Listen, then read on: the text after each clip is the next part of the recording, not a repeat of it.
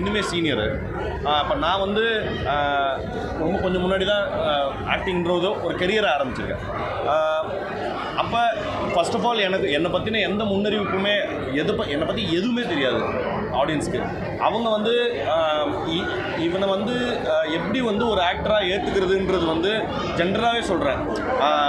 ஆக்சுவலாக அந்த கொஷின் கேட்டுறேன், இவனை எப்படிப்பா ஏற்றுக்க முடியும் அவனை பற்றி எதுவுமே. பட் ஆனால் அப்படி இருந்தும் வெறும் குவாலிட்டி கண்டென்ட் அதை அவங்களுக்கு பிடிச்சதுனால அது அந்த முகத்தை இவன் சரியாக ரெஃப்ளெக்ட் பண்ணுறான், இது நம்மளில் ஒருத்தன் மாதிரி இருக்கான்னு சொல்கிற அடிக்கடி அப்படியான ஒரு கனெக்டிவிட்டி வருதுல்ல, அதுதான் எங்கள் மாதிரியான ஆட்களுக்கு வந்து மூலதனமாக நினைக்கிறேன். அண்ட் அதை வந்து அவங்க தொடர்ந்து கொடுத்துட்டே இருக்கிறது தான் எனக்கு பெரிய சந்தோஷம்.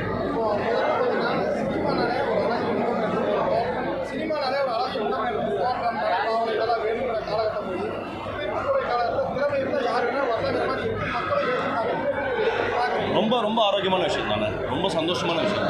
அவ்வளோ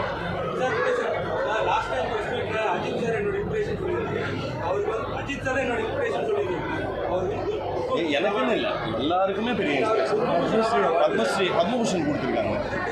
பெரிய அவர் கண்டிப்பாக டிசர்விங்கான கேண்டிடேட் தான். அவர் வந்து லைக் அக்ராஸ் பல டிகேட்ஸ் வந்து அவருடைய கண்டினியூஸாக அவரோட திறமையை வந்து பல்வேறு ஃபெசட்ஸில் காமிச்சிருக்காரு. அப்சல்யூட்லி இட்ஸ் லைக் அவர் டிசர்விங்கான கேண்டிடேட். அவருக்கு எங்கள் டீம் சார்பாக மிகப்பெரிய வாழ்த்துக்கள்.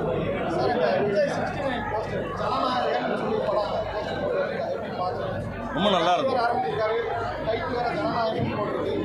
இல்லை, எனக்கும் வந்து படம் எப்படி இருக்க போகுதுங்கிற ஆவல் தான். எல்லாரும் தமிழ்நாட்டில் எல்லாருக்குமே விஜய் சார் படம்னாலே பெரிய ஆவல் கிரியேட் ஆகல, அதே மாதிரி தான் எனக்கும் ஆவல் கிரியேட் ஆகும்.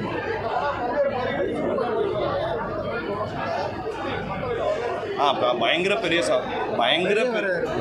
ரொம்ப பெரிய வரவேற்பு இருக்குது. ரொம்ப சந்தோஷமாக இருக்குது.